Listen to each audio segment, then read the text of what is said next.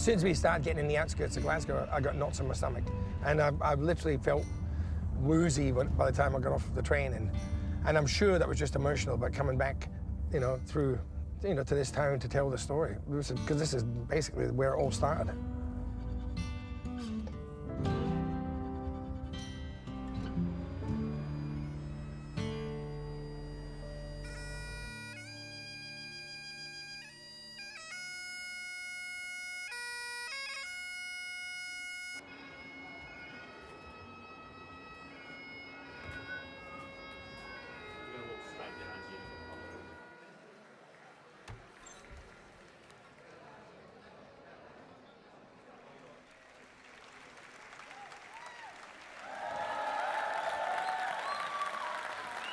Good evening. How are you? This is, I don't know how many shows we've done. I must be over 50 now in Australia and a couple here.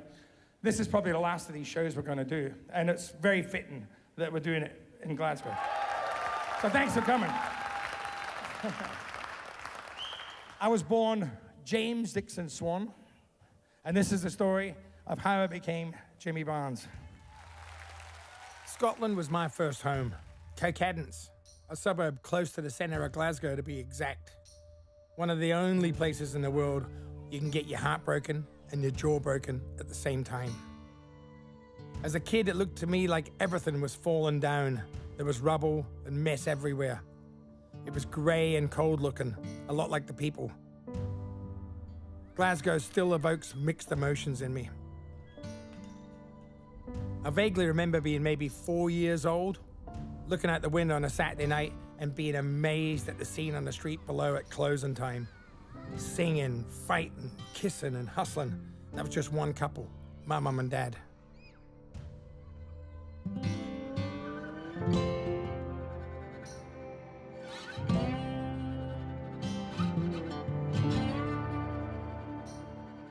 I know my dad was a bit of a standover man. I think he worked for local gangsters and stuff like that as a hard man. I think my mum, she grew up really fast. She was basically, given to my dad. I remember my mum's dad lived separate to my mum's mum. Why Granny moved out was because, my dad, my grandfather, came home drunk and would do stuff like hang her over the balcony, 3 stories up by the neck, threatening her. My mum was 16 when she met my dad, when she married my dad. I don't think she really had much of a choice. I think it was my granny's idea. I think my granny decided my mum was going to marry my dad. And he was a good-looking guy, and my dad was so charming and soft-spoken, and he sang sweet and all this sort of stuff. And I think my mum at that point was just, happy to escape, It's like, like kids at 16 when they get married, it's everything's going to be okay now, and she, by the time she was 21, she had 5 kids. My granny meant a lot to me. My granny delivered me. I was born at home in the kitchen, and I weighed 14 pounds. Disgusting, isn't it? And I wonder why my mother never spoke to me. Or my father, come to think about it.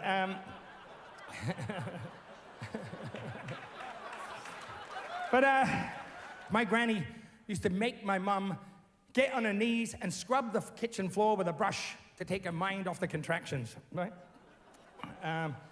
My granny sort of told me about this. She's painted a picture in my head. I've got to thank her for that. I can't get rid of it now. It's horrible. The way I see it was, there was my mum on her knees, scrubbing the floor, screaming at the floor, right? And my granny's walking around screaming at her. And then I came into the world, screaming. I've been doing it ever since.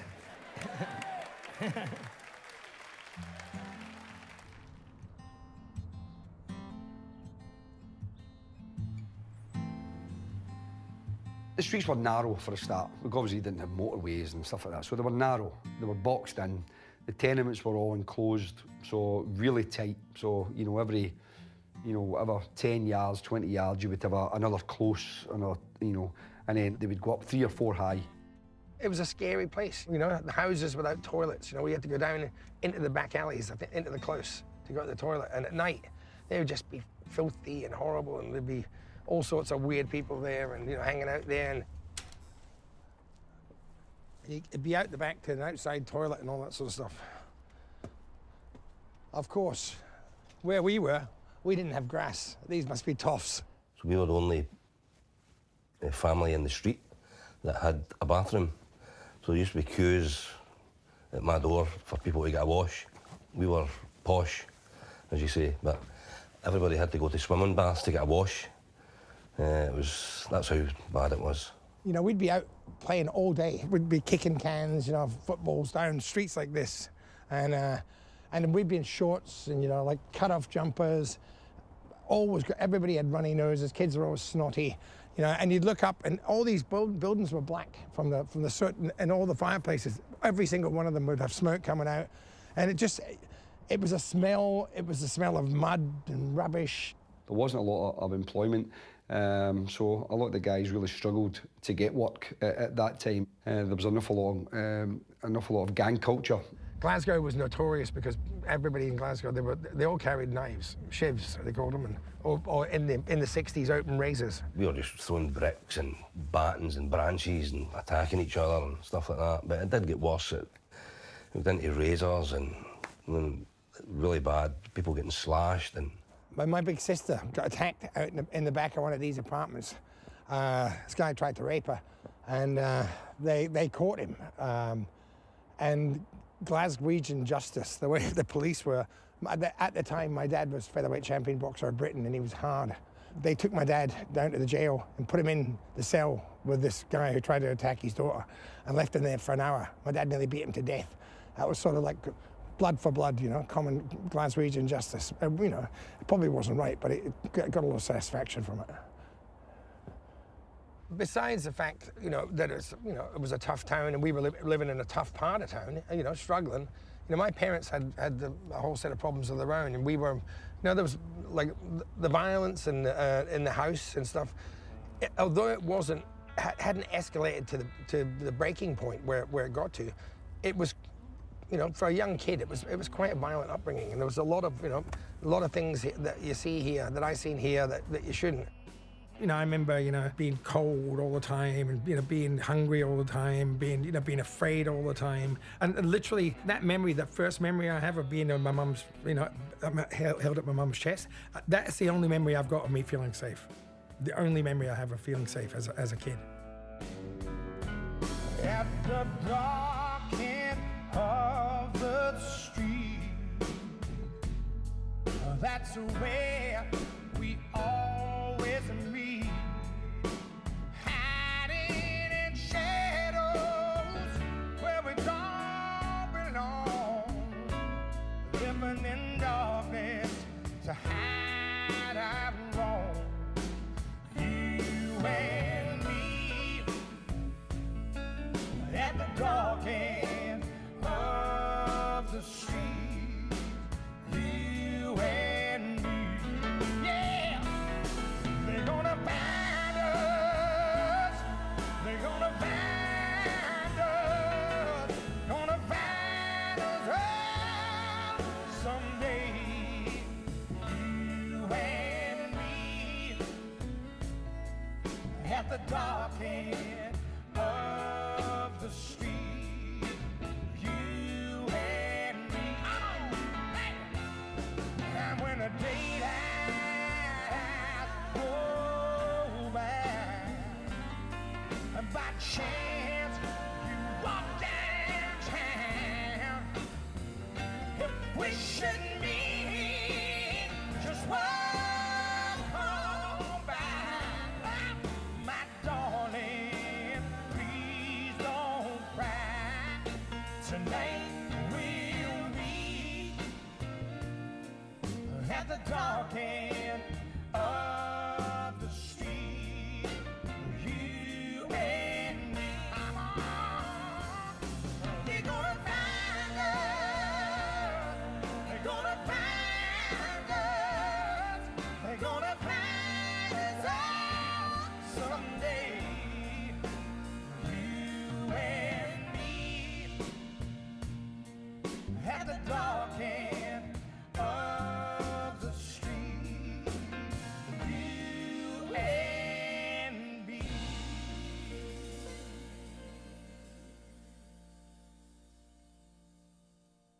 Even nowadays, the pub is sort of the social hub. You know, it's where people, they go there. That, you know, most of them don't fight in public with their spouses and stuff. So they get there, they can have a bit of peace and quiet. It happens every night. Somebody will start singing at some point, you know. But in the days, my mum and dad just went round, everybody sang. There wasn't any karaoke or singers, or it was just guys sitting in the pub drunk, having a sing-song. And But Glaswegian parties, it's like there's mental telepathy going on. At the same time, the whole room would go quiet. And then somebody'd yell out, "Hey, Betty, give us a song!" And my granny would stand up, which did make a lot of difference because she wasn't that tall anyway. She'd stand up, and this is a song that my granny liked to sing at parties. One singer, one song. You get it, that's right, yeah. A heartache #1 was when you left me. I never knew that I could hurt this way. And heartache #2 was when you came back again. As much as poverty was a part of our problem, the biggest part of our problem was booze. And that's what really shattered so many of these poor families, because they're dealing with poverty and alcoholism at the same time it was just like doubling down. Men went out, got drunk, spent the money, came back in, expected all the domestic chores, if you want to call it that, to be done. If it wasn't, you know, they would take it out on their wives. And again, a lot of families followed on, so a lot of kids who'd witnessed this violence thought that that's natural. I remember me and my sister used to be hated weekends because your mum and dad used to go out to the pub and they used to bring their friends back, and there used to be a party in your house till 2 and 3 in the morning, be playing music, and then there'd be a fight. And so it was, we used to hear them come along the corridor and we go, "Here we go. This is another adventure we're going to get through tonight." So it was no enjoyable at all for the kids. And as much as Glaswegians all like to sing and drink and that's why they fight too, because the booze causes the problems. The booze makes them violent. The booze makes them frustrated. The booze, you know, takes them to a space where they don't need to be. Oh, I'm sorry. I didn't realize you were here. I've been wasting time when I've got a lot of very important things to tell you. I want to talk to you about immigration, particularly immigration from the United Kingdom. We went to Australia. I think, well, the official reason was because my sister, I remember in Scotland at that time, it was a lot of coal. You know, there was shipbuilding, you know, foundries, all the houses were coal fires, and the whole place was grey and a lot of soot. And my sister, Dot, I remember many a night, my mum would be up with Dot head with towels trying to get her so she could breathe, you know, and taking her to hospital and stuff. So the official reason was we were going to move there because it was better for her health. Really, it was about running away from their past, trying to start. You know, they thought if they could. It was my mum's idea. If we could get away from all the bad influences that my father had, you know, if he could leave his mates and his drunken friends and women, you know, behind, they could start fresh. And I sort of get the feeling that my parents were running away from not only their past, but, you know, their lives. But I think they were running away from whether it was debt or people, or I don't know what they were up to in Scotland. You know, you can't run from your problems, you know, and basically that's what she was trying to do. Around the world, I've searched for you.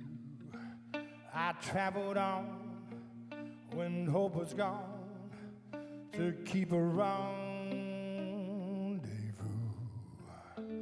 I knew somewhere, sometime, somehow, you'd look at me and I would see the smile you're smiling now.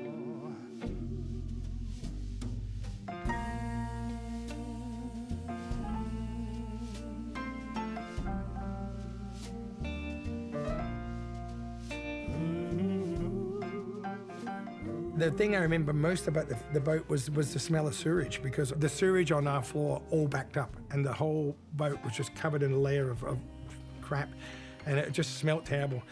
And and to make that matters worse, we were all seasick. We were seasick for the first week, so it was really horrible. But after about a week, it became sort of a bit of an adventure. We got to get out the cabin. We just did everything. You know, I remember, you know, just being up on deck as much as possible. I've got this thing where I love looking out to sea with nothing in front of me, and I remember seeing like flying fish and dolphins, and it was like another world for me. Or in New York, or Cape Harry, or even London town, the more will I go all around the world. For I have found my world in you.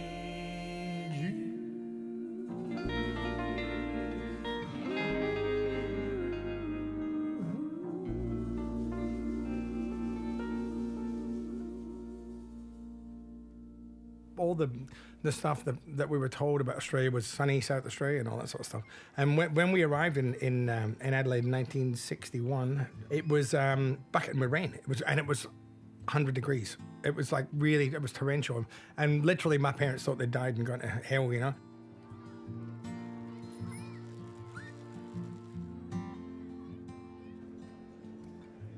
But for us kids, the rain stopped, and when the rain stopped, it was great. We got to go outside, and I got to tell you, I hadn't played football on grass until I came to Australia. I played on concrete and stuff like that. So this was like a new world. It was good. After coming from Glasgow, you know, Glasgow, we didn't see many trees. It was certainly around Cowcaddens, where I grew up. So this was like incredible. It was like it could have been, you know, the Black Forest above area. You know, there'd be me and my brothers and sisters, anything from that to 10 or 12 kids, you know, we'd all be out here running around. All the kids from the hostel were the same. They just wanted to be out of the house. We were all excited because we hadn't seen trees. And most of us were running away from the same stuff. You know, our parents were fighting at home. So we just came out here and we literally stayed out all day and didn't go home until the sun went down. For a kid, it was a great life. We didn't understand anything then. We didn't understand the hardships. All I wanted to do was go outside and climb trees and muck about with all the other kids there. Everybody was a migrant there, so they're all there with the same reasons. One day I was out there looking around. I'd seen this ruckus across the road. I had a look. The circus had come to town. Fantastic. Never seen a circus in Glasgow. Not in Cowcaddens anyway. We're out in the paddock, just up past the forest here, and the lions escaped one day, and that was incredible. And they came running across the main North Road. There was police. They locked off the roads, and they were hunting them. The lion tamer spent most of his day drinking in the Jeps Cross Hotel pub, along with most of the parents from the hostel. I think the lions had ripped the trainer to death, tore him apart. So that's what happened. He got really pissed, got sloppy, and the lions got out, and they were in these paddocks. They were running free, just like us kids.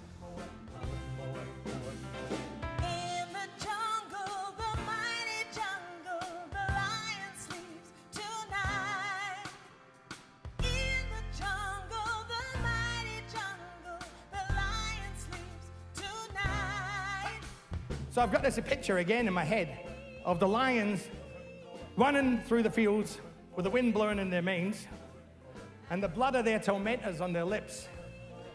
And for a while, they were lions again. They were free.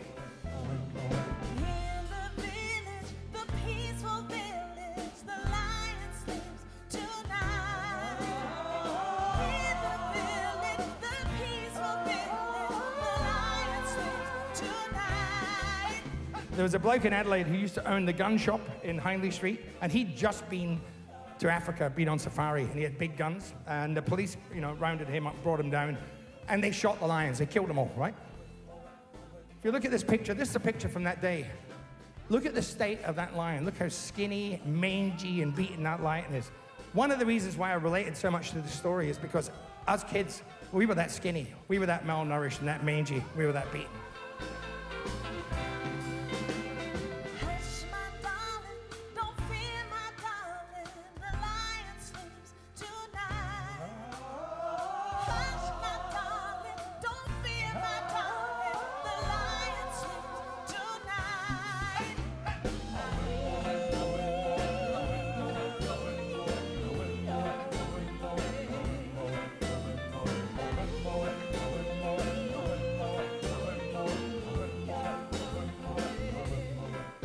We've been in Australia for nearly 2 years. When the big news came, Mum couldn't wait to break it to us. So finally, after chasing us all over the hostel, she got us all together, sat us down and told us that we were moving into our own house. This would be our home, and us kids are going to be going to our new school. There'd be no more moving from place to place. This is where we'd stay forever, she promised. It'd be clean and new.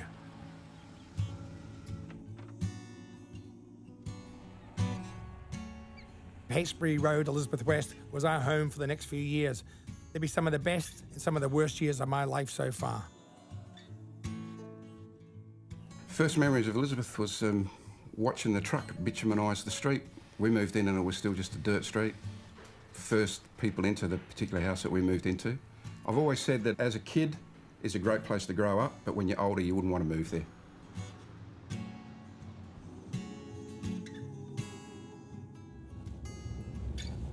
Yeah, this is still pretty full on up here.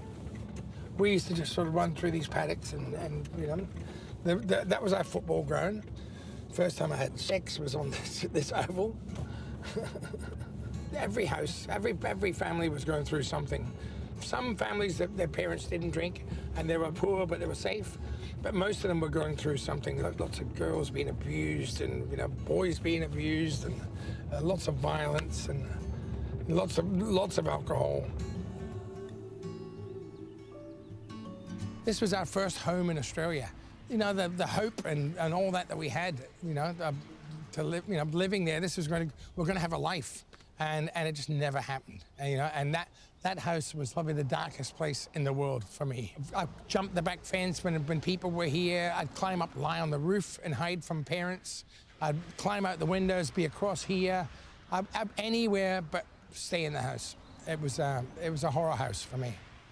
My dad was one of these blokes who had a fantastic work ethic, right? No matter what he drank, no matter what he did the night before, he'd get up and go to work. Unfortunately for us, though, whenever he got paid, he never came back. And this would happen, went on for months and months and months. And my mum was getting sick of it because we were starving. Kids were all starving. She didn't have money to buy us clothes or shoes. You know, we were going to school with shoes with cardboard in the bottom to stop the rain coming in. And my mum was sick of it. She wanted to kill him, right? And I remember this day, she was standing at the door like this, you know, waiting for him, you know. And we were all little and we were all sitting around going, oh, shit, this isn't good, you know. Dad came back and we could hear him coming up the driveway singing a bit, you know, and he gets to the door, he can't get in. And he goes, come on, darling, let me in. I've been down the pub drinking with the boys, it's all right, you know. And my mum went, you fucking pig. How dare you? Your kids are starving here and you're out drinking with your mates. You see, my mum thought she was safe. She thought she'd locked the door. My dad just went bang and punched a hole in the door, and my mum took off to the bedroom, right? And we were all sat on the couch going, oh, God, this is not good. Dad sort of casually came in, put his hand through the door, came in, turned the telly on, and he sat down, just as if nothing was happening, nothing had gone wrong. We knew it was going to be bad. Mum came running out of the bedroom with a stiletto heel and came up behind him and went whack, whack, about 6-8 times in the back of his head, and blood was squirting everywhere. And he just got up and knocked her out cold, left her on the floor. This was the sort of shit that was happening in our house every day. You know, he'd get drunk, you know, when he'd fight with Mum and come and cry and say he was sorry and all this and stuff. But, you know, and then go out and disappear and not come back until all his money was gone and we'd be starving. And a lot of it was to do with shame. You know, you come here and because they couldn't support their kids and they couldn't put, you know, bring a better life to them, the parents were ashamed. And so they'd just go, that shame would make them behave worse and things would go from bad to worse.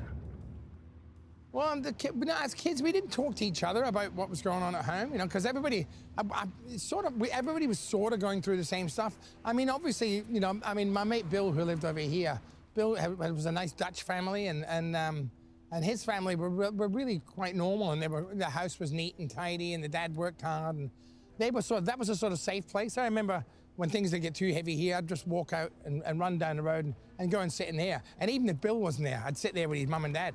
It said that my folks were pretty caring and Jimmy was in need of a feed. He used it as an oasis a little bit, our place, which was good. Every kid needs an oasis. I remember 3 houses down, staying, you know, going there one night because I thought it was safe. And I was a good friend there. And I was in bed and his brother came home from jail that day and held me down, was trying to fuck me in bed, you know. And I was 7 years old, you know? And I just wriggled and screamed and climbed out his window and ran straight back over here. But when I left, he was shagging his brother. It was like, this was a really, so we didn't, and when I seen his brother the next day, we didn't talk about it. Yeah, he was pretty raw, and yeah, he grew up with that sort of violence in his life all the time. I grew up in a peaceful area, in a peaceful family.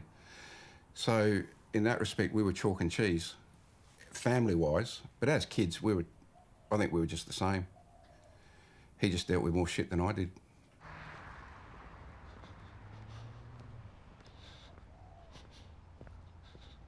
When I walked up before, the first thing I thought about was like, I thought I could hear like the songs sing, because my sisters used to sing, we're 7 little kids sitting in the back seat hugging and kissing with Fred, and all that sort of stuff. And so we'd have to do the dancing with them and stuff. So we'd be on that porch. We always wanted to be in bands, and we'd be up there, we'd cut out guitars and pretend we were the Beatles.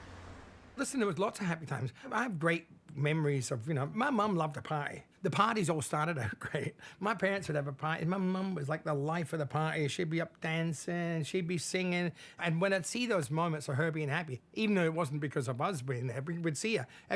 She was a bundle of joy. You could see why she was the life of the party. Even as a kid, I wanted to spend time with my dad, right? So I'd sit down next to him on the couch and I'd put my head on his shoulder and I'd watch whatever he was watching. This day, he was watching a movie called Imitation of Life. It's a movie about a young black girl who's born with very pale skin, and as she gets older, she starts pretending she's white and leaving her family behind. She didn't want to be with her family. She was ashamed of where she came from. At 7 years old, I'm sitting there and I'm thinking to myself, I'm ashamed of how we're being brought up. I'm ashamed of how we're living, but I couldn't tell my father that. It would have been bad. But they have a funeral in this church at the end of the film, right? And this woman starts singing in the church, and I sat bolt upright in my chair. This voice, it reached down and it grabbed my heart. It sort of affected me that much. It affected me so much that I sat and I waited for the credits to roll so I could find out who it was. It was Mahalia Jackson, right? And I remember, as a 7-year-old, this is true, I sat there and I thought to myself, when I grow up, when I get big, if I have a baby girl, I'm going to call her Mahalia. Mahalia Jackson is just such an incredible singer. And I love the fact that she sang only for the glory of God. It was something that she sang about power, and it wasn't about money, it wasn't about fame, it was about, this bigger power. And that's what a great singer does, And so I thought that's a good name to pass on to my daughter. And then when she was born, I sort of brainwashed her for ages, and I'd play Mahalia Jackson, I'd play Ray Charles and Aretha Franklin and Tina Turner, and now she sings like a demon.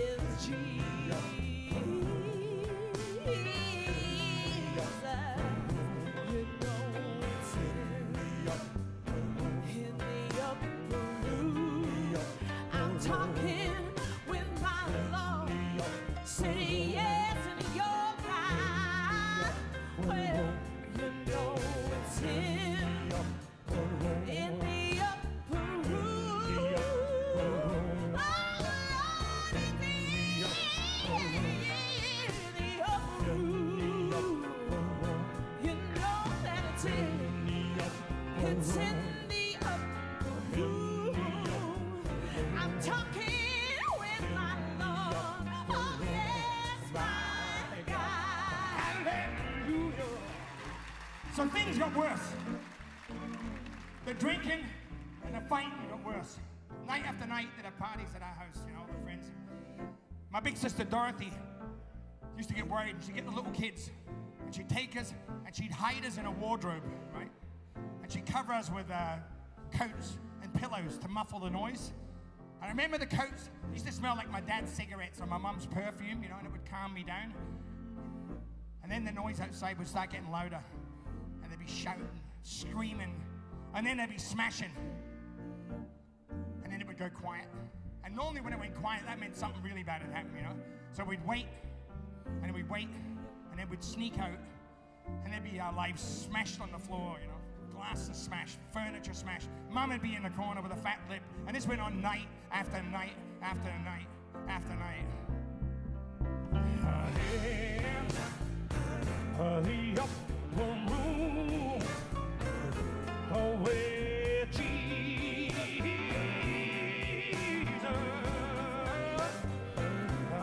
know me, the upper room, talking with the Lord. All the singers I like, most of them are black singers, and I think it's just because it's about struggle and passion.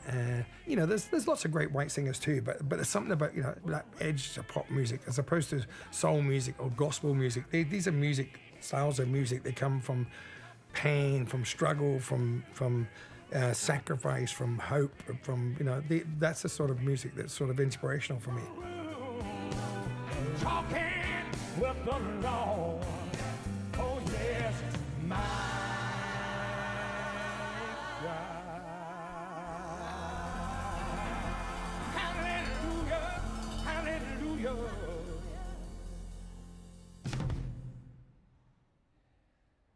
It was around the summer of 1965, 66 that things really changed for us. One morning I woke up and Mum wasn't there.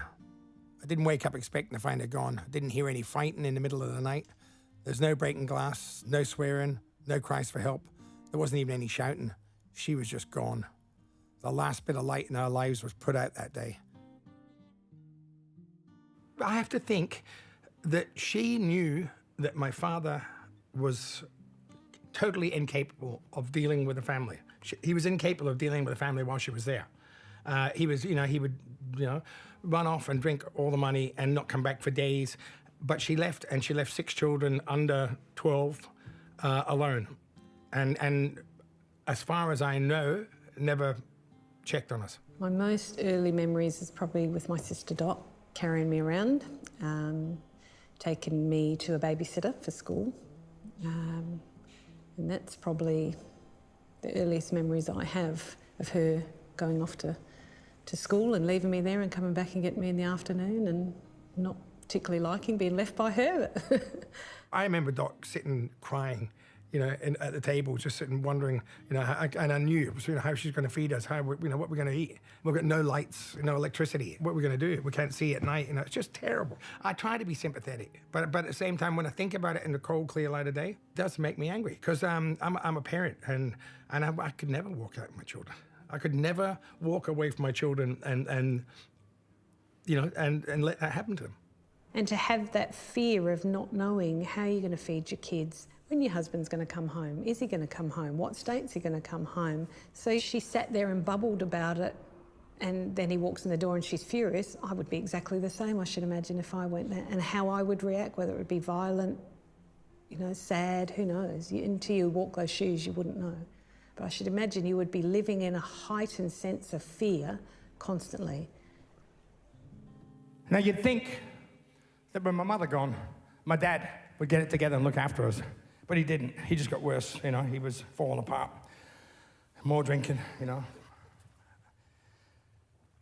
At 9 years old, our house wasn't a safe place to be, For me, it wasn't a safe place. I worked out that when everybody passed out at the house, I'd go through my dad's trousers and find a few bob, right? And then before the sun came up, I'd step over the bodies of people that had passed out in the house. And I'd go out and I'd walk across the paddock to the train station. I'd wait for the first train into town. I'd catch a train to Adelaide. I'd walk up the road to the tram stop, right? And I'd get a tram to Glenelg. It's a beach suburb in Adelaide, right?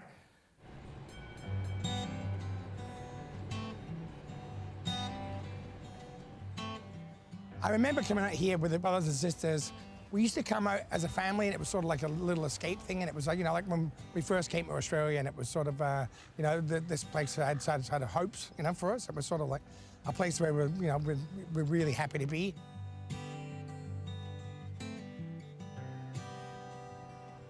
It was, this was a famous beach in Adelaide. Back in the day, they used to have like sort of fairgrounds here and all that sort of stuff.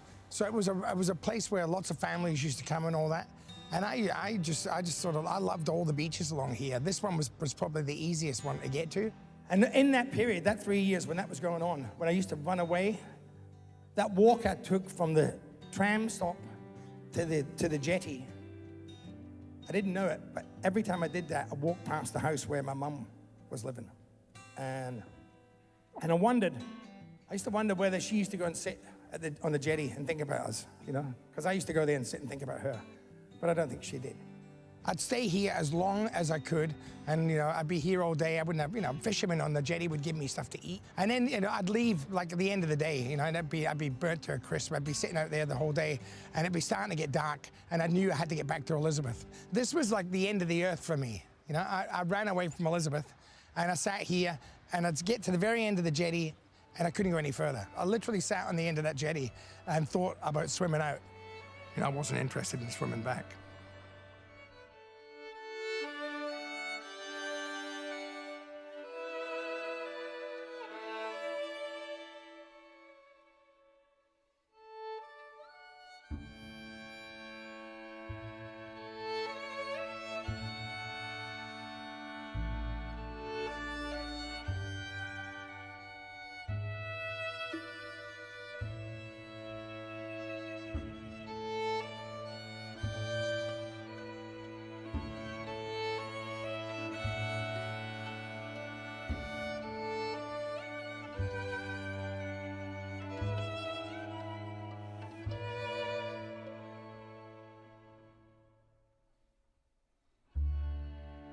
Here I am,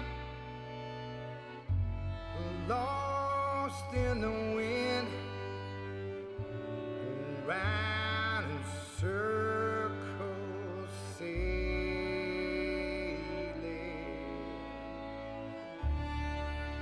like a ship that never comes in. I'm standing by myself, sing a sad song, good man, sing a sad song for me.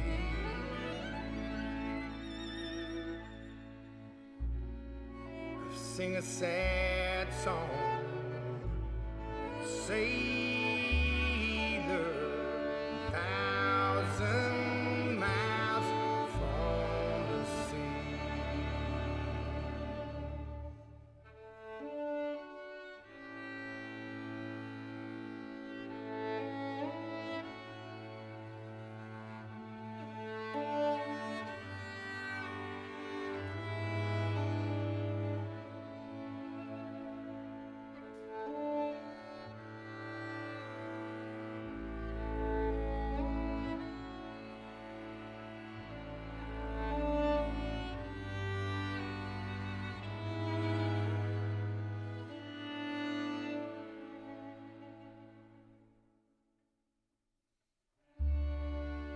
Here I am, I'm alone on the plain, and the sun's going down, and it's starting to rain, and Papa will go sailing.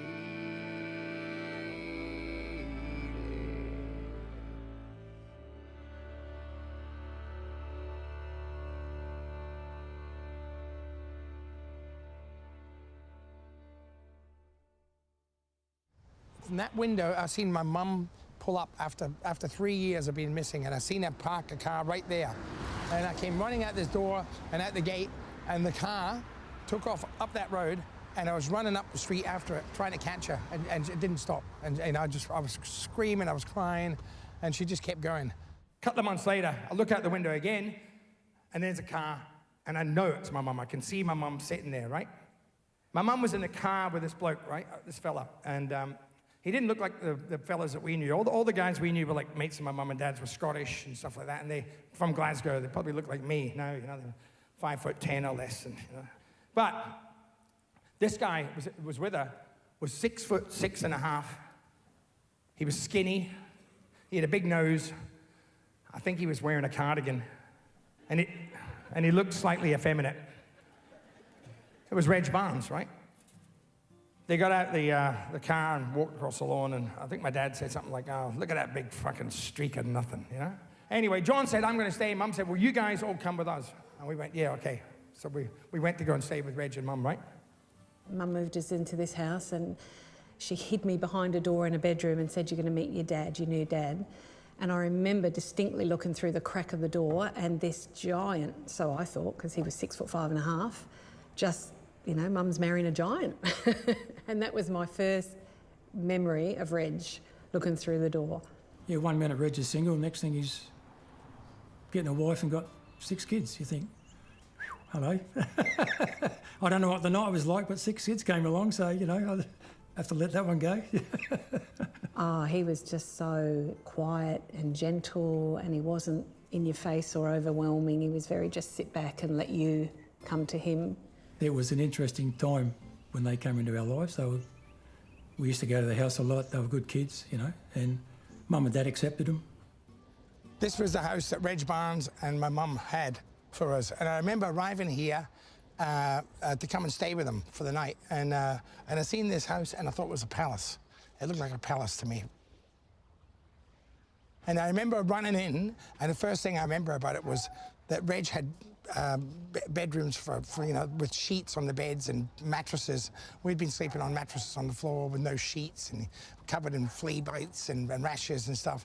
And suddenly we had this place, and we went in there, and I went to the kitchen, opened up the fridge, and it was full of food. It was like another world. It was incredible. He wasn't intending to come along and find a loving partner and a wife. He came along to save 6 kids that needed help, and that's all his job was. And that's the only reason he married my mum. It wasn't anything to do with love. He hardly knew her, and he took that job to save us, to try and save our souls. And you know, and that was for me the ultimate, you know, act of bloody love. The only act of love I've really ever seen from many of my role models. All the chaos was gone. There was that support for Mum. It was a bit hard for the others. They were struggling with having to leave Dad behind, especially John, the older brother. John came to visit me one day, and there was no fence there where I was sitting on the grass, and I remember a cab pulled up and John got out the cab, and as the cab took off, he got up and we both ran towards the curb to look, and we could see my dad looking out the back of the taxi as it drove away, and he was crying. And that was the last time we seen my dad for about 14 years. He was a featherweight champion boxer, and he was going to come here for this fantastic career, and so maybe his expectations of how life was going to be was very different, and he maybe felt he failed. He didn't get his career, he didn't you know, fit in the way he thought he was. He was, from what I'm told, very popular in Scotland, and so then that was taken away. John said he'd like to keep his dad's name because of the respect, and Reg said that's fair enough, you're the eldest. Reg respects that. He said, and the rest said, okay, we'll become the Barnes, and that was it. And I become part of the Barnes clan. Like I said, I was scared of everything by this point, and you know, and I had trouble sleeping at night. I'd wake up screaming, you know, having nightmares.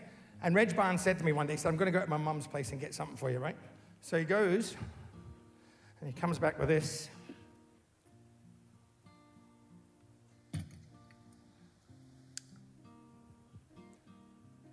And he comes to my bedroom, sticks it on the table, right? And he said to me, he said, "This is a lighthouse. When I was little, you know, I was scared of the dark, and my dad got me this lighthouse. And he told me that lighthouse shines light across the stormy seas and guides boats into safety. He said, this lighthouse will do the same for you." And I remember thinking, I don't think it will. You know, I don't know if it will. But I kept it on, and I kept it on all the time after that because it reminded me of Reg, right? I told you at the start of the show, I'd tell you how I became Jimmy Barnes. Well, Jim Swan was my father, but Reg Barnes was my dad.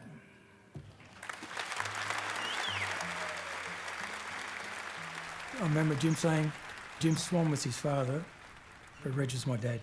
And that just, see you later, I was gone. I was finished for the night. I was a wreck. That was it, I was over. But yeah, that was very, very, that really hit me hard, that did. That was very nice what he said. Not long after that was the first time came up. We were going to meet Reg's family for the first time. And this was normal. It was good, you know. They were having a party. Reg's young brother's 21st, you know, and we were all going to go and meet the whole family for the first time. So Mum, you know, she got us kids aside, and I remember she said to me, she said, "Don't mess up, or I'll bloody belt you, you know." And all right, Mum, all right, I'll be good. Now, in Adelaide at this time, there used to be mods and rockers, you know. If If you don't know what they were, mods were like so mostly British, and they dressed up pretty sharp, and they were basically hoodlums. You know, my brother John was a mod, right? We didn't know it, but Reg's young brother, whose 21st it was, he was a rocker. So we didn't know this at the time, though. So come the day of the party, my brother John comes out of the bedroom, dressed in a salmon pink suit, 3-piece suit with flares, ready for the party, you know? So, all right, this is not going to go good.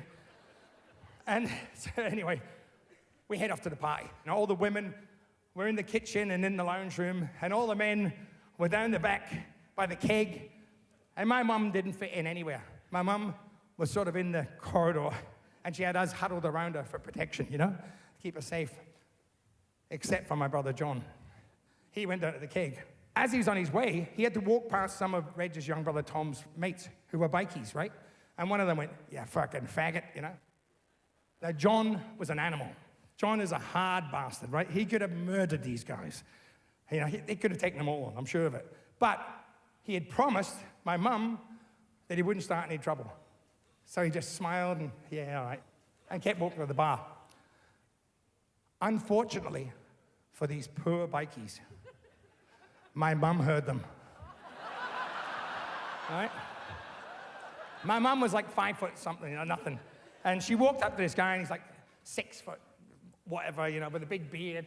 And he starts laughing, and we're all going, "Don't laugh, you know, she'll kill you." Anyway, Mum jumps up and goes, whack, headbutts him in the face, right? Dropped him like a bag of shit, blood everywhere. And then she went nuts, you know. She swung at Tom's fiancée. I think she belted one of the aunties and tried to hit the grandmother. And then she got us kids, and we left. She had us by the scruff of the neck, like, "Let's go out the house," down the street. And we're walking down the street, and Reg is after her, and she's going, "I fucking hate your family, you fucking pigs," you know, and all this. And Reg is, "Sorry, darling, sorry, dear, you know, sorry." And we were like from another world. We might as well have been aliens, you know, because we were just out of control, wild. My mum was crazy, and they were such like this Australian sort of family, and they baked and they cooked. And they played cards together. They didn't drink, you know, and they let us kids. They took us in like we were their own, and it was just, you know, him and his family were like a breath, you know, a breeze on a hot day. It was just sort of, they saved us. It was gorgeous, you know.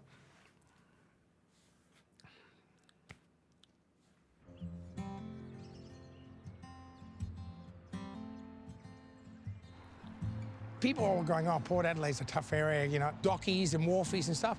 They were like pussycats compared to where I'd grown up.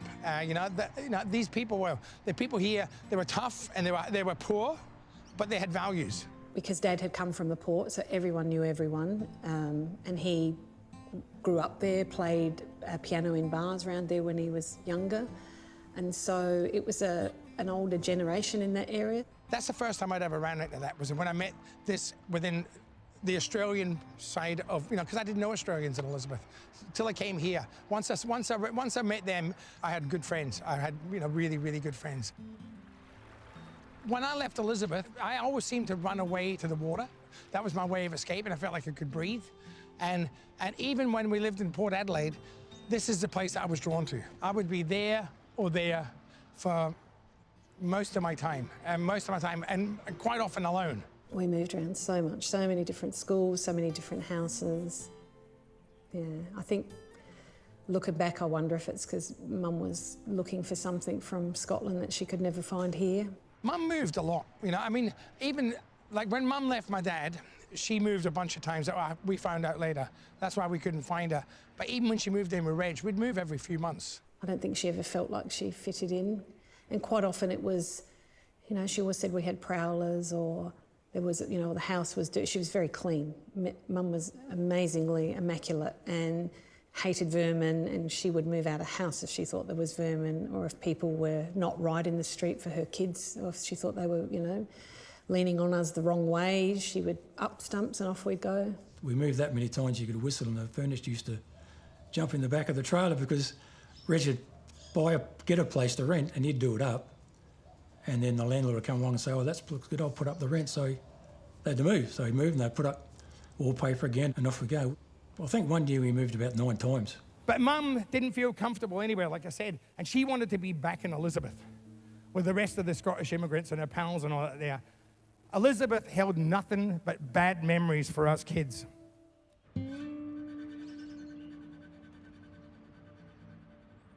Glaswegians are staunch. I'm sure the same is for Liverpool, Newcastle, Manchester. All those northern British towns had the fucking souls ripped out of them after the war when they had no work, they had no hope, no prospects, nothing. They couldn't bring up their kids. And then to get a life, they were taken across the other side of the world and dumped in somewhere like Elizabeth and said, there you go, make a life. And they had nothing, and they'd lost their soul. I went and I started at Elizabeth West High School, and my marks went downhill rapidly. Elizabeth West was co-ed, you know. All I wanted to do was chase chicks. And I managed to catch a couple, which got me in a lot of trouble, and I had to change schools again. It did take long. And I changed schools again, and I went to Elizabeth High School, which was the roughest school in the area, right? Coming back from Port Adelaide and going to this high school, it was scary because they were hard boys. This is where I had to learn to fight again, basically. If you didn't fight, you became a target. And so, you know, it was like you choose your battles. And I learned how to pick the big guys that couldn't fight. I knew. I used to run down these alleyways down here like this to connect sort of the streets. And we'd use them for getting away from people. We'd have fights down here, big gang fights, you know, with like bikies and all sorts of stuff. And the bikies had come out, you know, second best. They were frightening, the gangs that came from Elizabeth. This was at the car park at Elizabeth West Shops. The police didn't come down here very much. Occasionally, if there were really big brawls, and there were some here where this whole car park here has been like full of, you know, people getting beaten to a pulp. That's how you dealt with your problems, you know? If there's a problem, you knock it out. You know, you knock it down. If someone gets in your way, doesn't give you what you want, you built them. You know, that's what I learned from my dad. I learned from my mum. I learned from their friends. I learned from my big brother. I learned from their big sisters. Anything you want, you either take it, and if you can't take it, you fucking smash it. And that's what we all did here.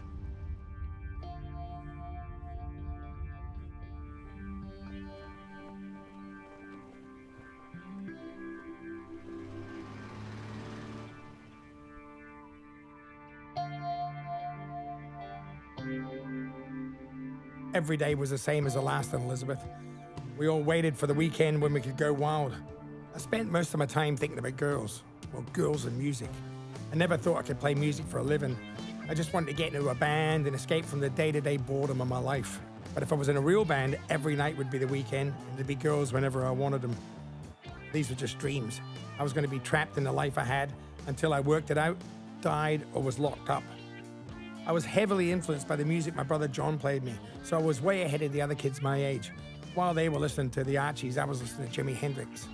Free, Deep Purple, Grand Funk Railroad, Humble Pie, Black Sabbath. I wanted my band to be heavy, so heavy it made my parents sick. In fact, made all parents sick. That was my plan, and to make that a reality, I'd sing at the top of my voice, along with Paul Rodgers and Stevie Marriott and Mark Farner and Ozzy Osbourne. We used to go and kick in the back door at me and the gang at a place called the Apollo Stadium in Adelaide. And one of the first gigs that really took my breath was Ike and Tina Turner. And watching Tina Turner was just electric. It was unbelievable. You know, one of the great performers of all time. So I got the gang together, drove to the Apollo Stadium, kicked the door in. I got to the front of the stage, as any red-blooded young Scotsman or Australian would do. And I stood right in the front of the stage like this. And there was Tina Turner's legs. Over here were the Ikettes' legs. It was just awesome, you know? I was in heaven. This is a song that Tina Turner did that night.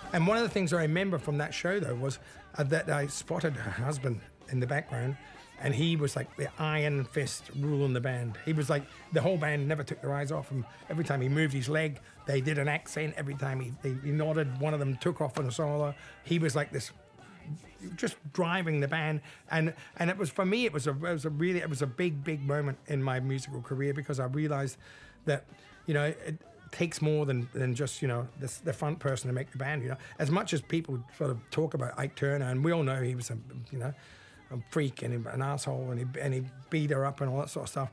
But he drove her also and he drove the band beyond their capabilities. And the combination of her passion, her beautiful voice, and this relentless tyrant behind made that band, you know, one of the greatest things I've ever seen.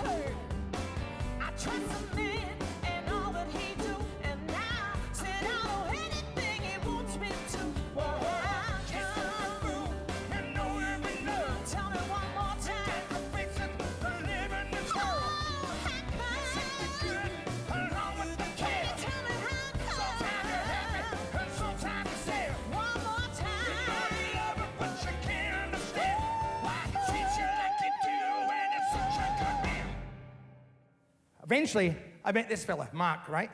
Mark was my mate, and Mark liked the same sort of music as me. Mark liked Deep Purple, and he liked Free, you know. And he was a guitar player. He was a good guitar player. And he said, why don't we get a band together? He said, you can be in the band. I've got a bass. You know, you can be in the band and be the bass player. I said, well, you know, I'm thinking to myself, I don't play anything. He said, you can do this. Be the bass player. So I thought to myself, chicks like bass players. It's only got 4 strings. How fucking hard can it be? So that's it, I'll be the bass player. I was always confident, right? So anyway, I take the bass and I start learning some songs. We got a drummer from school, and we're looking around for a singer. The other 2 didn't sing at all. And they're going, you can sing? You sing and play bass? I said, all right, I'll do it, you know, confident. There was only one problem. I couldn't play bass and sing at the same time. So our band, whenever there was bass playing, there was no singing. Whenever there was singing, there was no fucking bass player. But anyway, we managed to get away with it, and we thought we were pretty good. And after the gig, I was backstage having a cigarette, basking in the glory of how good a bass player I was. And I went out, and everybody was gone. Everybody was gone except for one chick. And she was cute. She was very cute. It was Kim, right? Kim was like me. You know, I know she stayed out late, and she was always last, and she drank like most people I know, you know, especially at that age. We drank because we thought we became better people. We thought people liked us more. I realized that, you know, Kim, you know, slept with me, and I slept with her because it made us feel that we were worth something. You know, we thought if somebody slept with you, it meant you were okay. You know, you're worth something. So it was a lot of things that happened. It wasn't that we were sort of madly in love, going, you know, steady. It just happened, and then, you know, I find out that she was pregnant, and it scared the life out of me. So there was Kim and I. We were both 16 years old, right? Being given advice about the most important decision in our lives by our dysfunctional parents, right? And we're just standing there, and that was all decided for us. The baby was going to be adopted out, right? Kim's mum applied for adoption, and without us knowing about it, on the 6th of August, 1973, David Campbell was born. From the minute he was born, he was gorgeous. In this world of pain, he brought joy, you know, to everybody around him. You know, his mum, his grandmother, to me. He was just like, you know, it was like a bundle of life. It was gorgeous, you know. So David was born and was brought up by his maternal grandmother, thinking that was his mum. I was always there. I'd pop in, you know. I wasn't allowed to be too close. He sort of just came in sort of like a mass of hair and jeans. I remember the energy more than anything else. I remember that, you know, you have visitors as kids all the time, but there was something different about this one. There was something different about this in my mind and in my heart. Jane knew about David, you know, pretty well once we started going out, you know. And I was always worried. I'm thinking, imagine your girlfriend, you know, your wife, when she became my wife, you know, thinking there's another child in your life, and, you know. And I was scared about bringing it up. And one day Jane said to me, where's your son? He has to come and see you. He said, you know, and she said to me, I couldn't not have my son in my life. You know, it was almost like disgust. And I'm going, oh, good. I saw photos of him before, and I asked to meet him, and I thought, you know, I was curious as to whether he was in Jimmy's life, and at that stage he hadn't seen him for a long time, many years. And I said, oh, you know, I really felt that, just my instinct, I'm fiercely maternal, that he should keep contact with him. Eventually, you know, he came up to stay with us, and he knew, you know, we told him that, you know, I was his father, which was decided. We told them. We didn't just spring it on him. We spoke to his grandmother first and all that. It was decided it was time. I remember just, you know, I remember just time stopping, really, for a second, because you just, yeah, everything you know is wrong.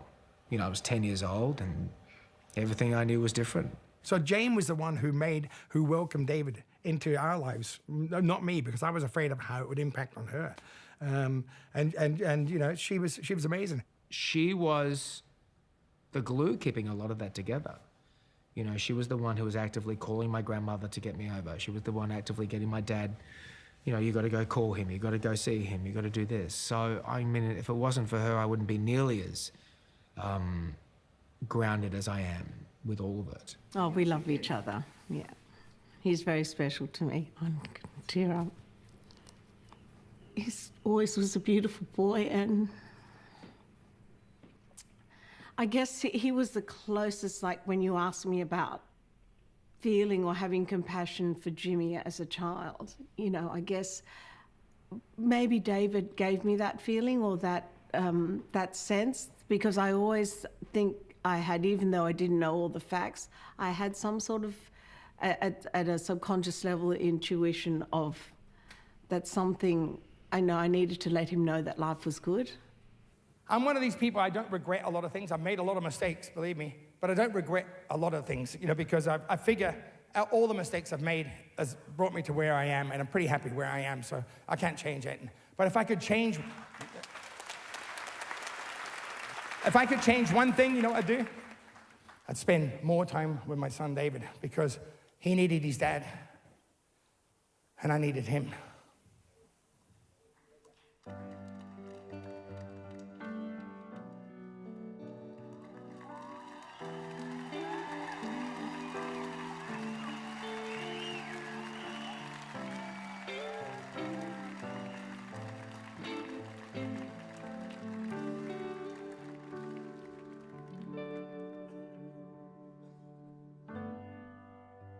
The changing of sunlight to moonlight, reflections of my life.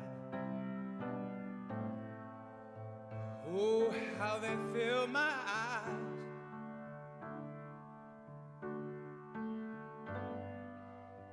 The greetings of people in trouble, reflections of my life. Oh, how they fill my eyes.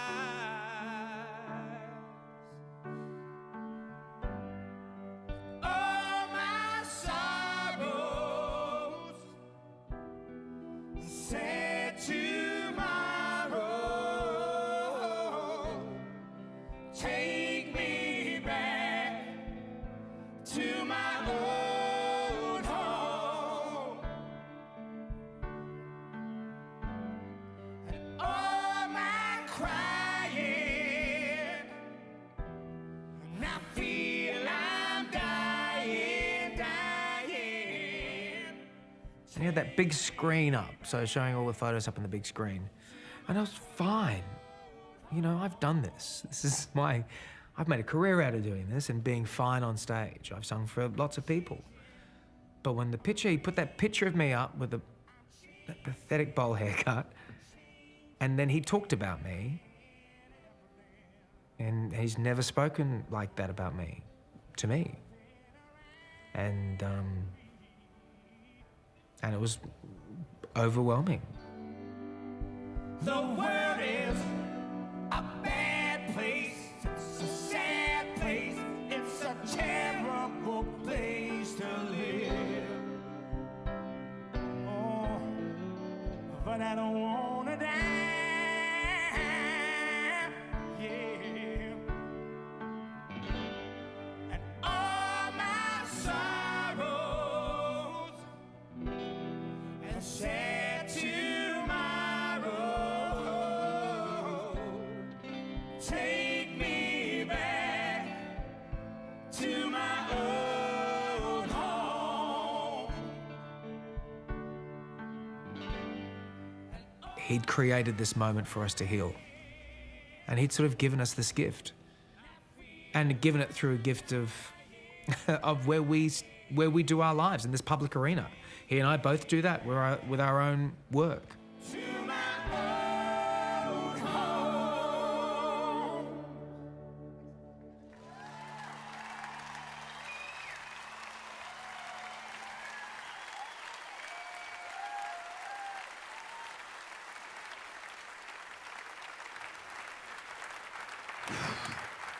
So you'd think that having a beautiful child would make me get my shit together. Didn't. I got worse. You know, I just drank more and got out of it and fought. You know, every night of the week, I used to be at the Elizabeth Shopping Centre and we'd be drinking with any money we had. We'd buy handfuls of cheap speed, wash it down with beer, and then we go out and we look for blokes who had the same pain in their eyes as we were feeling, and we'd bash the shit out of them. Or they'd bash the shit out of us, one of the two. And we're up there this night, and I was ready. We're just the gang sort of assembling outside the snooker hall somewhere or something like that. And this bloke came up and asked me if I wanted to come and audition for this band, you know. And I remember thinking, you know, I wasn't sure. I'd been in bands, but I'd only just joined bands with my mates. I'd never actually auditioned for anybody, so I wasn't really sure about it. I wasn't good at, wasn't confident. But anyway, he gave me an address, and he said, look, this band's going to get together on Saturday. Come up and in the town and try out. I got the train into Adelaide, right? And I'm walking around looking for the address, right? And I found it. It was the Women's Liberation Hall in Adelaide.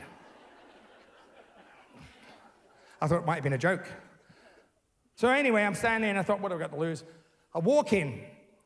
The first person I saw had long flowing hair and big lips was Ian Moss. Mossy was a country boy, you know. I'll tell you how I knew. He didn't wear shoes. His jeans were too short. I think he had crochet at the bottom that his mum had done to make them longer. I might have made that bit up. Mossy held his guitar close to his chest, and you know, he didn't look at me much. He looked to the ground a lot. And I thought, I don't fucking trust him. I don't trust people who don't look at me, you know? I sort of stepped forward to shake hands, and Jim just stayed right where he was and sort of looked at me like he wasn't sure whether he was wanted to fight me or what. And I was quite taken aback. I'd never ever come across that before, where you didn't meet someone and shake hands straight away. Next person I met had a big beard, looked like a bloody uni student. It was Don Walker, right? Now, there was a reason that Don looked like a uni student. It's because he was. He was studying quantum physics, you know, at university. We're after somebody who could sing, so that Ian wanted to concentrate on his playing. So I don't think we thought too much about it. And the next person I met, right, was Les Kaczmarek. Now, Les was a good-looking boy. He could have been a feminist. I wasn't sure. But Les was a sort of middle-class Polish boy, and Les started Cold Chisel, you know, it was his band, you know, and Anyway, Les and I seemed to sort of, we were talking, we were mates from the get-go, from day one. But anyway, we're standing there, and we didn't know what to do, right? So I think Mossy said, let's do a song, Do you know a song? Any songs by Free? My favorite band, right? Do you know a song called Steeler? Yes, I do. So we did Steeler, right? And it sounded great. They were a great band. I thought it sounded really good together. We finished the song, and they said, all right, we're just going to go and talk about you a bit now. And I went, right, now I'm going to smash the fucking lot of them, I wasn't going to take a rejection well. But it didn't take long, and they came back, and I think Les told me. Les said, we'd like you to join our band. I thought, great. Fantastic, I'm in a band now. So that was it. From then on, every weekend, I was at the Women's Liberation Hall with my feminist friends. Now, with the boys playing music, right? I think we gelled pretty well straight away. It was, it was one of those things where, whether there was a huddle or whether there wasn't, we just started rehearsing. We just sort of drifted into it. It felt pretty comfortable. It felt good, I mean, they were really. I'd never played with players that good, I mean, Mossy was nearly as good as by the time then as he was by the time we recorded. He was a great guitar player. Don was already, starting to experiment with writing songs. But it was so we were just sort of like really getting to feel out each other, getting to know each other, and the way we did that was through the music. We didn't really, it was only the music that sort of made us gel, I think. Still does. Still does. We still don't like each other.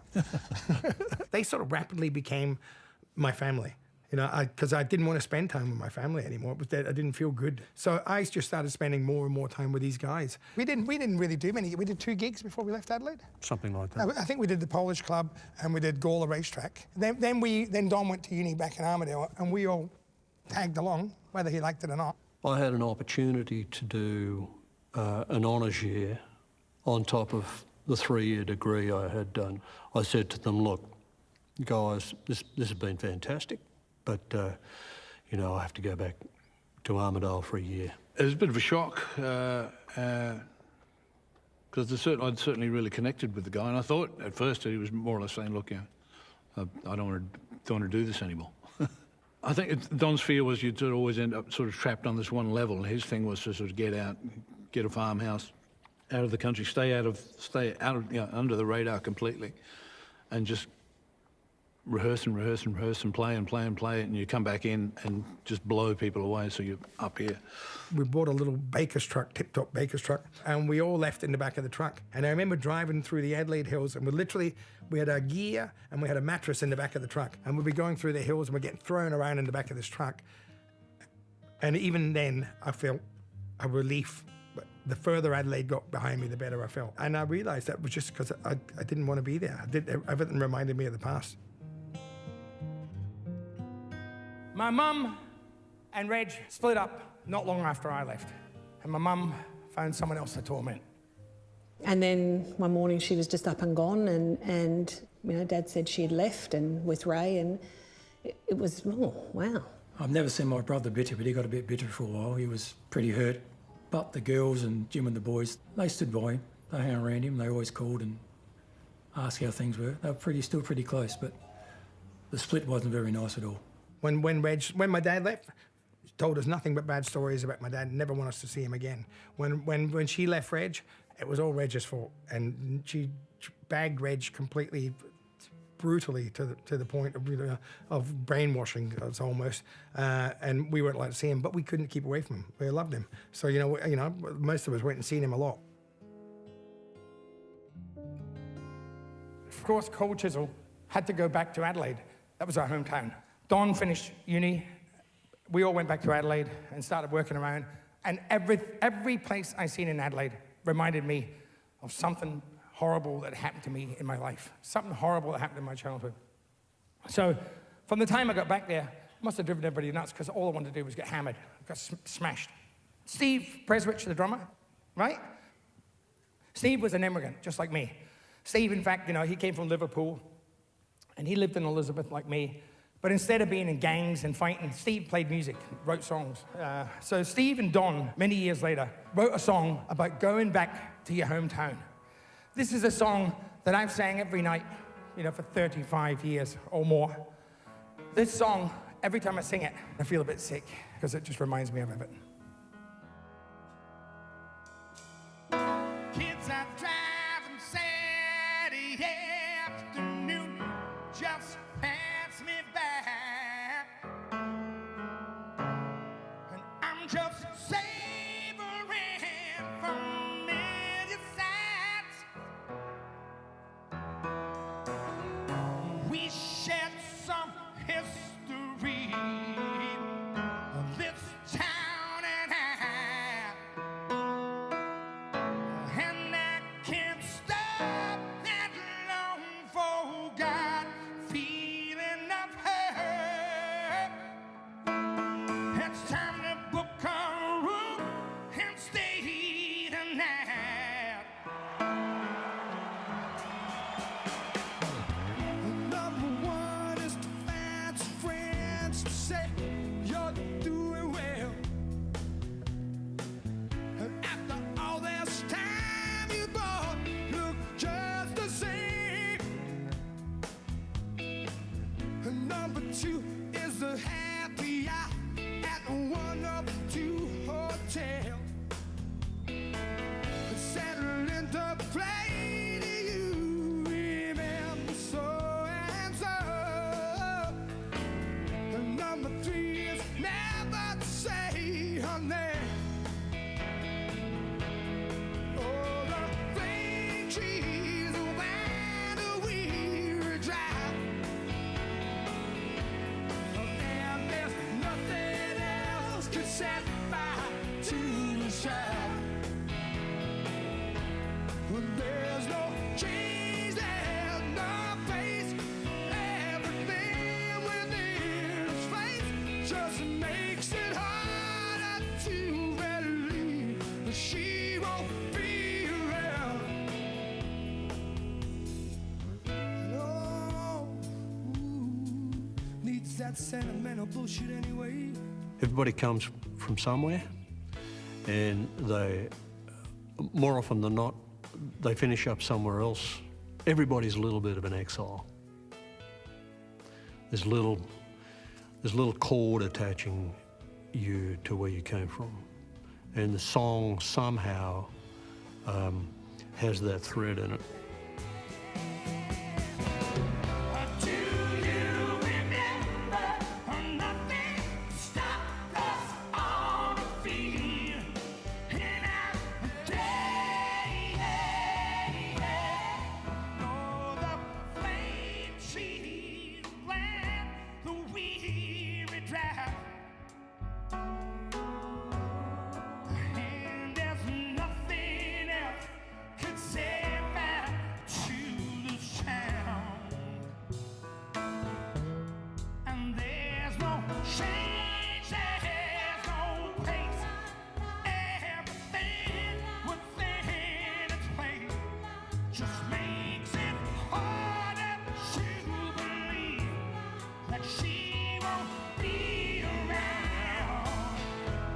Another flame trees around the weary driver. And nothing else could say about to the sound. And there's no change, there's no pace.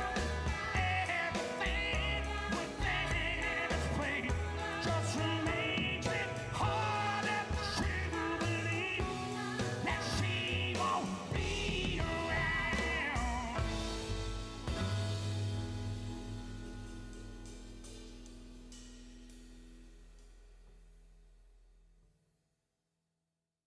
Years later, I was in our nation's capital, Canberra, right? Canberra, if you haven't been there, is a cold, cold place. I used to go there all the time, and I think, fuck, this is a cold place, Until I went there on the 29th of November, 1979. I walked into a room, and I seen this girl, and she was the most beautiful girl I'd ever seen in my life, right? And I'm there, and I'm jumping around, and trying to get her attention, and she wouldn't look at me. And this was, of course, Jane, my wife, right? I found out, Jane told me later that her father told her not to talk to strangers. And she didn't know me, you know, and I guess it was strange. And I remember, I thought she didn't speak to me because I thought maybe she didn't speak English. She looked so exotic. I didn't know where she was from. I thought it could have been Tibet, it could have been anywhere, you know. I'd never seen anything like her. I just had met him at the concert, and just briefly as Cold Children had finished their show, and he said, "Oh, what are you all doing now?" And so I invited him to my friend's place where I was staying. I'm a Canberra girl, so. From the minute I seen her, I was on my best behaviour. I just sat with her, you know, and I remember sitting there with the Angels, you know, they were drinking wine. Well, I didn't drink wine. I didn't drink for flavour. I drank to get hammered. You know, normally if I was at a party, I would have been creating havoc. I would have been drinking myself to the ground and chasing the chicks everywhere. I sat next to Jane with sort of, try to make intelligent conversation and stay sober. And Jane said, "Oh, let me sing you a song." And I said, "Oh, this will be good." So she got an acoustic guitar and she sang Puff the Magic Dragon. And I'm going, "Are you serious?" And I'm going, "Oh, that's nice. You know, that's really nice." It just got a little rowdier than I expected. And I remember having to call a taxi for him and saying, "Look, you know, there's a taxi for you here." And he said, I don't remember calling one. And I said, "But there's one here." Somewhere mid-tour, Steve had fallen and broken his wrist, our drummer, Cold Chisels drummer. And we've recruited a drummer from a band out of Melbourne called Trevor Young. The band was Lobby Lloyd's Coloured Balls. And they were a skinhead band, right? It wasn't my place, and their drummer, who was filling in for Steve Prestwich at the time, was getting a little out of control, and thought it was time to close the party down. And I remember walking to the door and I was just heartbroken. I thought, bloody Trevor, I'm going to kill him, you know? He couldn't keep it together for one night. We had a nice time, and he asked if we could see each other. And she must have known I was sort of shattered, because she said, "Look, I'll come and see you at the airport tomorrow, and I'll give you my phone number." And I went, yeah, sure you will, you know. I'd been thrown out of parties before, you know. Went to the airport the next day to fly out, and there was Jane at the airport. And I couldn't believe that she actually came. So it was great, and she gave me a phone number, and slowly we started, you know, dating in Sydney. It was a fateful night.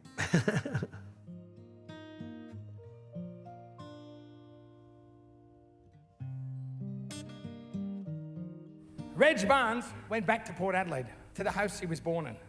But by this point, you know, his parents were gone, and he was surrounded by the ghosts of his past. Reg died in hospital, and my little sister was there, and she told me that although there was just the two of them in the room, Reg said the room was packed. He said that his mum was there, his dad was there, his Auntie Dory, who taught him how to play piano, was there, and they were all there to guide him to the other side, you know? I don't think that Reg really needed guidance. I'd have got a feeling I know where he was going. So I used to bring Reg to the shows. I'd go and pick him up. And I remember I'm proud of you, son. And I'd say to him, "You know what? I took your name because I was proud of you. I've got your name. You're the only one I want to be proud of me." And I told him all the time, and I said, "That's why I've got your name." He used to go to all his shows. He'd pull up in his old little Tirana at the entertainment centre. And there'd be a park for him, and he'd go, and he loved going to his shows. And I think Jim loved him being there too. If Reg was alive today, he'd be sort of something. He'd be very proud. Yeah. Sorry. I just want to say that I don't blame my parents for any of this, right? They didn't stand a chance. They came from much worse poverty than I did. They had worse childhoods than we did. It was a self-perpetuating cycle of poverty, alcoholism, guilt, and shame. But I loved them anyway, right? My dad came back after 14 years, and he was a mess. You know, he was just, you know, he was fucked up. But he got it together, you know, and eventually he died sober, which was amazing. He died of emphysema. My dad was afraid of nothing. He was afraid of nobody, you know. But when he died, He had a mask on. I used to see him and he'd have a mask on, and I could see fear in his eyes. And I didn't tell him I could see the fear because, I didn't want him to know. And he died thinking he was brave, and he had peace, and we had some peace between us. My mum was a complex person. She lived a tough life, but she was hardened by it at a very early age. It was very difficult for her to soften, very difficult for her to show love, very difficult for her to let go of the pain. And I tried forever to do things to make her feel, it's okay now, it's all gone, It breaks my heart to think that she was that wounded and that bitter and that hardened for so long, because that's not, in my heart of hearts, that's not the person I remember. The person I remember was the person that made me feel safe. And that disappeared very young in my life. And I think it was either beaten out of her or just, life just took its toll on her.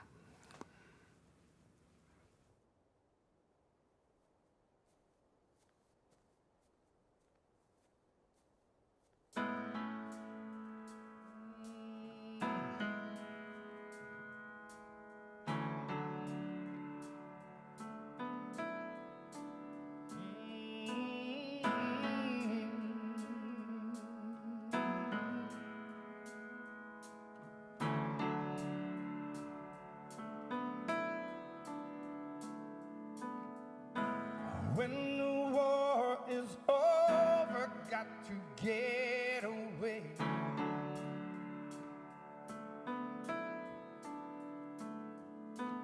I pack my bags to no place and no time, no day.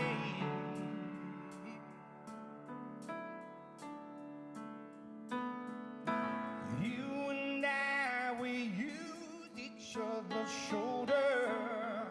Still so young, but some have so much older. How can I go home and not get blown away?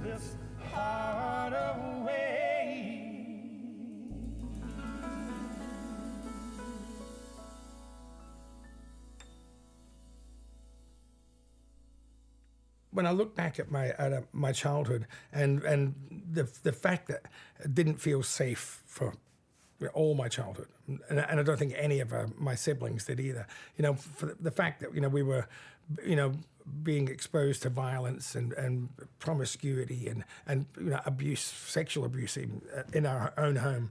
There's stuff that's just difficult to sort of address and difficult to talk about. I didn't know their history. I didn't pry. I just had an instinct that he was not comfortable to talk about that, so he wasn't going to tell me what he was running away from. He didn't know.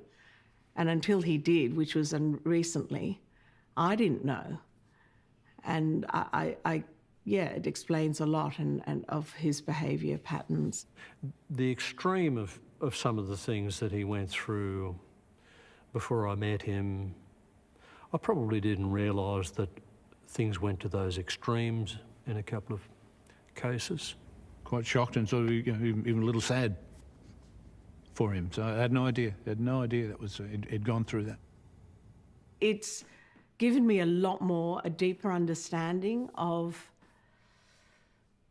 who Jimmy is and why he, had so many issues or, problems with addiction and alcohol, and it has given, it makes a lot of sense, makes a lot of things make sense. Jim's built a substantial family with children, grandchildren, and great-grandchildren, and he's pretty much done that on his own after Colchester broke up. He's built himself a clan. The strength of all his family around him has given him that to do it. That's what he needed to move forward, and he didn't have that from our family unit. So yeah, it's great to see him happy and to know that he's actually happy now. I'm so proud of it because of how brave he is and what he's doing and how he's still trying to change and give us these gifts of healing the family so that we are better people. I don't think he's running away anymore. He's much more present with his with family, with friends, with problems. I wouldn't say to tell anybody else to get to where I am by doing what I did, because you might not make it, and it's not healthy. But it's made me who I am, and I'm starting to like who I am, and I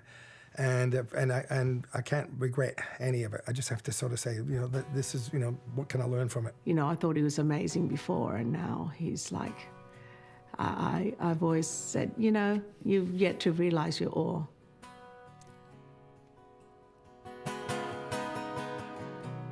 I've got one more remaining hour with you in this dusty room. To know that just like some plastic flowers, you just never see them blue. I burned a candle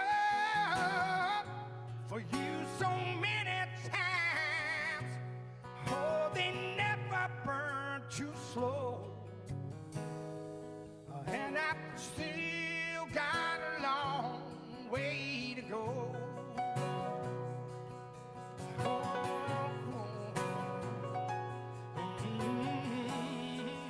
Listen now.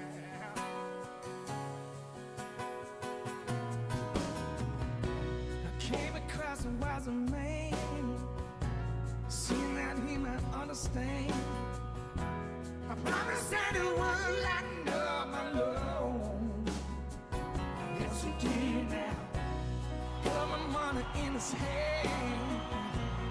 I thought it was a ticket, man. Thank you very much. Set me out down the road. I put my trust in so many names. Never tell this friend to fold.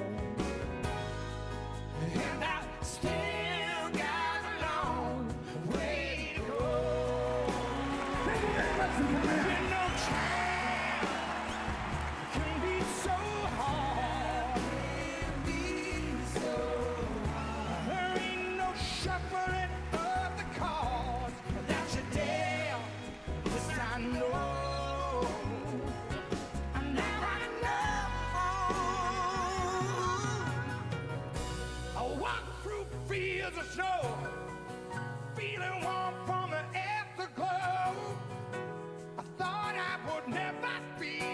cold.